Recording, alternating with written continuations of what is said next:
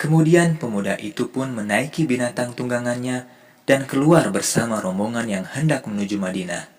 Dan beliau telah meletakkan uang sebanyak 400 dirham tersebut di dalam sebuah kantong yang ia jahit di sela-sela bajunya.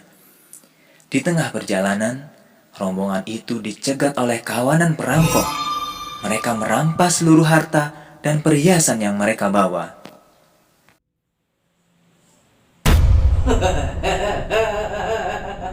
Hei, kamu, apa kamu membawa uang?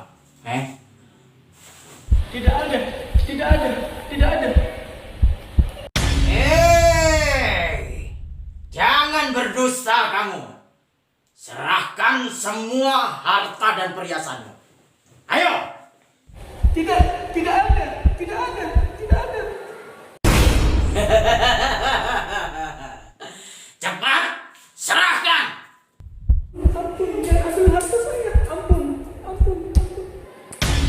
Nah, itu ada. Ternyata kamu membawa harta dan perhiasan yang banyak ya? Hah? Ya Allah, kasihanilah hambamu ini. Aku sudah tidak punya apa-apa. Tatkala mereka sampai di hadapan Imam Asy-Syafi'i, mereka bertanya kepada beliau, Kamu? Ya, kamu. Apa kamu membawa uang? Ya, saya bawa. Berapa? Saya membawa 400 dirham.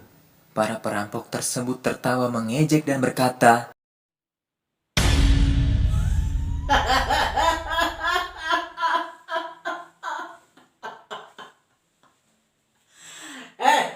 Pergilah kamu. Apakah kamu ini mau mengolok-olok kami? Apa orang sepertimu ini mempunyai uang 400 dirham? Kemudian Asy-Syafi'i kecil pergi dan berhenti di samping rombongan kafilah yang telah dirampas harta dan perhiasan mereka. Ketika para perampok tersebut kembali kepada pemimpin mereka bertanya, Apakah kalian telah mengambil semuanya? Iya, Tuan. Lalu si pemimpin itu melihat kepada harta yang dirampas anak buahnya, perhiasan, makanan, dan lain sebagainya. Kemudian ia kembali bertanya, Apakah kalian tidak meninggalkan seorang pun?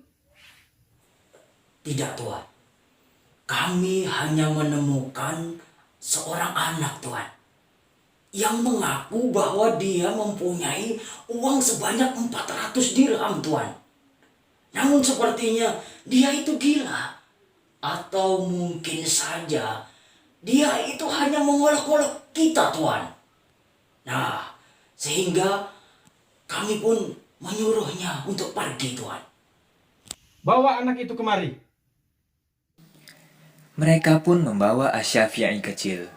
Kemudian pemimpin perampok itu bertanya kepada beliau, Apakah kamu membawa uang, wahai anak kecil? Ya, saya bawa. Berapa uang yang kamu bawa? Saya membawa 400 dirham. Di mana uang itu? Lalu Asy-Syafi'i kecil mengeluarkan uang tersebut dari balik pakaiannya dan menyerahkannya kepada pemimpin kawanan perampok tersebut. Pemimpin kawanan perampok itu menuangkan uang-uang tersebut ke pangkuannya, lalu ia memandangi Asy-Syafi'i dengan keheranan dan berkata, Kenapa kamu jujur kepadaku? Ketika aku bertanya kepadamu, kamu tidak berdusta sama sekali. Padahal kamu tahu uangmu akan hilang. Saya jujur kepadamu karena saya telah berjanji kepada ibuku untuk tidak berdusta kepada siapapun. Demi mendengar penuturan bocah kecil itu, tiba-tiba tangan pemimpin perampok itu berhenti dari mempermainkan uang, karena hatinya telah tergetar karena Allah Rabb semesta alam. Lalu ia berkata sambil mengembalikan uang tersebut kepada Asy-Syafi'i, Ambillah uangmu, wahai anak kecil. Kamu takut mengkhianati janjimu kepada ibumu. Sedangkan aku tidak takut mengkhianati janjiku kepada Allah Subhanahu wa taala. Pergilah wahai anak kecil. Pergi dengan aman dan tenang. Karena sesungguhnya aku telah bertobat kepada Zat yang Maha Penyayang. Atas kedua tanganmu lah aku bertekad untuk tidak mendustainya lagi. Kemudian pemimpin kawanan perampok itu memandangi anak buahnya dan berujar, A'udzu billahi minasyaitonir rajim.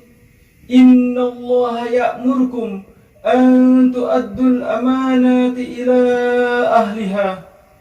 Sesungguhnya Allah menyuruh kamu untuk menyampaikan amanat kepada orang yang berhak menerimanya. Lalu anak buahnya berkata sambil membawa harta dan berbagai perhiasan rombongan kafilah, Wahai Tuan kami, Anda telah bertobat kepada Zat yang Maha menerima taubat, lagi Maha Penyayang. Sedangkan Anda adalah pemimpin kami. Oleh karena itu, lebih pantaslah kami yang bertobat daripada Anda, Tuhan.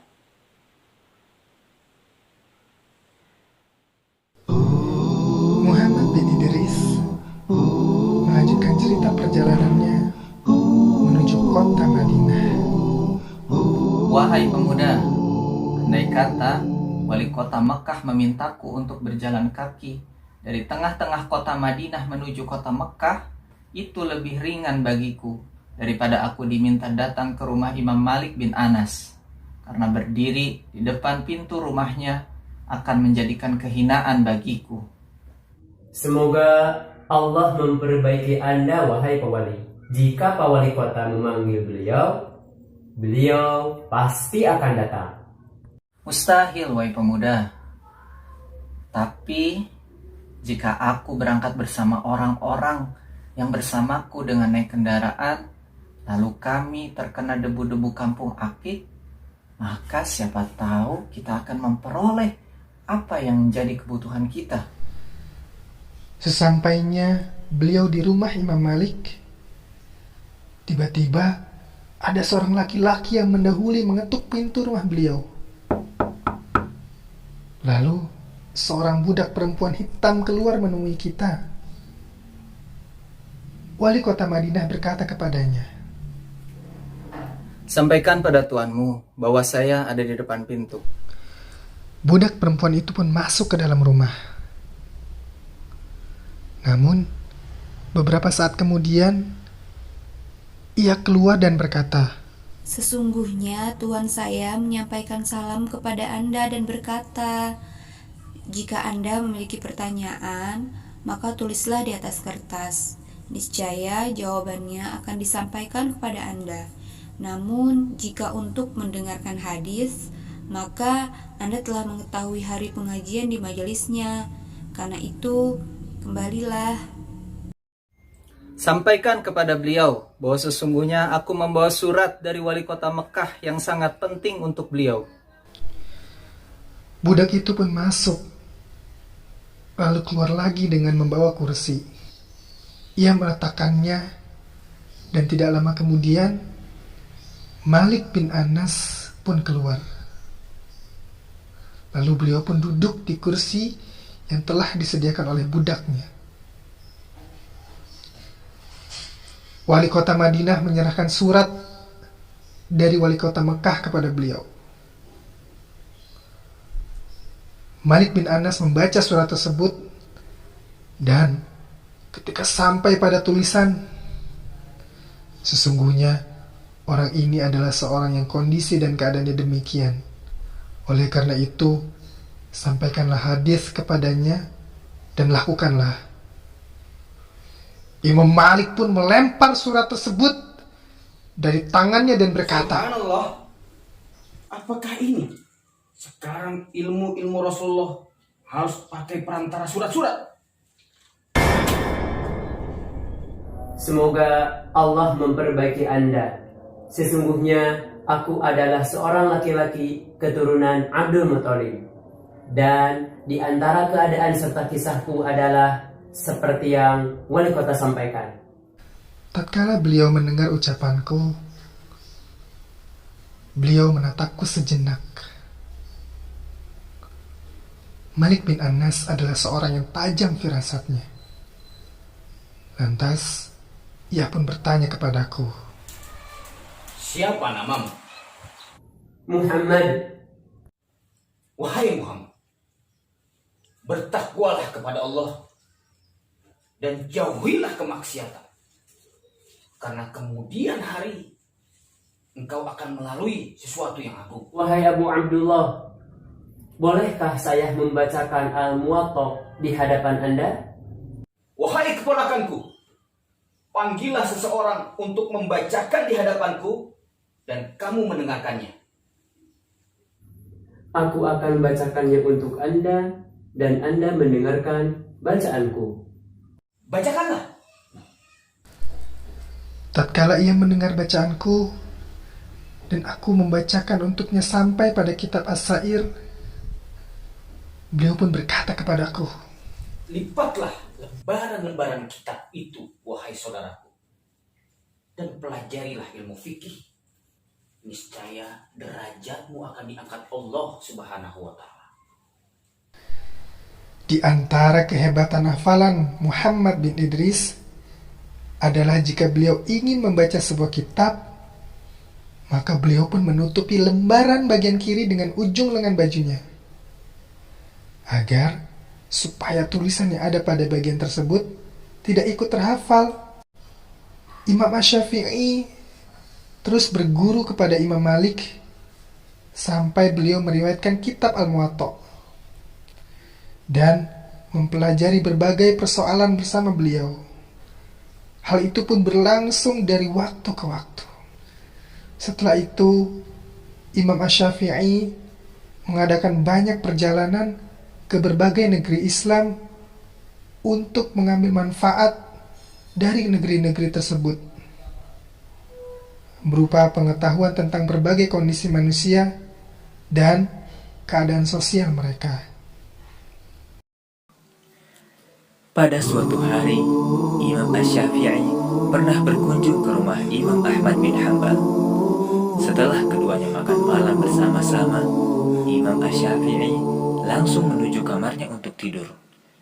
Dan pada pagi harinya, putri Imam Ahmad berkata kepada Imam Ahmad, Wahai ayah, itukah Imam Syafi'i yang pernah engkau ceritakan kepadaku? Benar, wahai putriku. Aku mendapati 3 hal darinya. Apa itu? Sesungguhnya orang itu ketika ia disuguhi makanan, dia makan banyak. Kemudian ketika ia masuk ke dalam kamar, ia tidak melaksanakan sholat malam. Kemudian ketika ia bangun, ia sholat subuh tanpa melaksanakan wudhu. Kemudian Imam Ahmad menyampaikan kritikan putrinya tersebut kepada Imam Asy-Syafi'i. Beliau tersenyum sambil berkata, Wahai Abu Abdillah, aku telah makan banyak karena aku mengetahui bahwa makanan ini berasal dari sumber yang halal. Sedangkan Anda adalah orang yang pemurah. Makanan dari orang yang pemurah adalah obat, sedangkan makanan dari orang yang bakhil adalah penyakit. Aku makan bukan untuk mengenyangkan perut, melainkan untuk berobat dengan makanan Anda. Wahai Imam Syafi'i, kata putriku, mengapa engkau tidak sholat malam? Baik, aku tidak melaksanakan sholat malam. Hal itu dikarenakan ketika aku hendak tidur, aku melihat seakan-akan di depanku terpampang Al-Quran dan As-Sunnah Rasulullah Sallallahu Alaihi Wasallam. Setelah itu Allah membukakan untukku 72 persoalan tentang fikih Islam, yang dengan itu aku ingin memberikan manfaat kepada kaum muslimin, sehingga aku tidak sempat melaksanakan sholat malam. Wahai Imam Asy-Syafi'i, terakhir anakku berkata, mengapa engkau sholat subuh tanpa berwudu? Aku sholat subuh bersama kalian tanpa wudu. Demi Allah, sepanjang malam tadi, kedua mataku tidak tertidur. Sehingga aku melaksanakan sholat subuh masih menggunakan wudu sholat isya.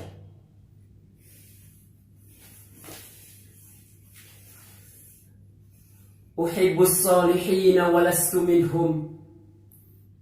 Aku mencintai orang-orang soleh, meskipun aku sendiri bukan termasuk di antara mereka. La'alli an anala bihim syafa'ah. Semoga bersama mereka kelak aku mendapatkan syafaat. Wa akrahu man bida'atuhul ma'asi. Aku membenci para pelaku maksiat. Wa in kunna sawa'an fil bida'ah. Walaupun aku tak berbeda dengan mereka. Wa akrahu mayudi'ul umra lahwan. Aku juga membenci orang-orang yang banyak membuang-buang usianya dalam kesia-siaan. Wa in kuntum ra'an jammal ida'ah. Meskipun aku sendiri adalah termasuk orang yang banyak menyia-nyiakan usia. Sahabat Lentera Sirah Anak, semoga kisah sang matahari dunia menjadi inspirasi dan motivasi bagi kita agar terus semangat dalam belajar, tak kenal lelah dan putus asa saat belajar, selalu bersabar saat mendapat kesulitan, dan selalu bersyukur saat diberikan karunia nikmat oleh Allah Subhanahu wa Ta'ala. Sekian dari kami, kisah Imam Asy-Syafi'i, sang matahari dunia. Sampai jumpa di kisah-kisah LSA berikutnya. Assalamualaikum warahmatullahi wabarakatuh.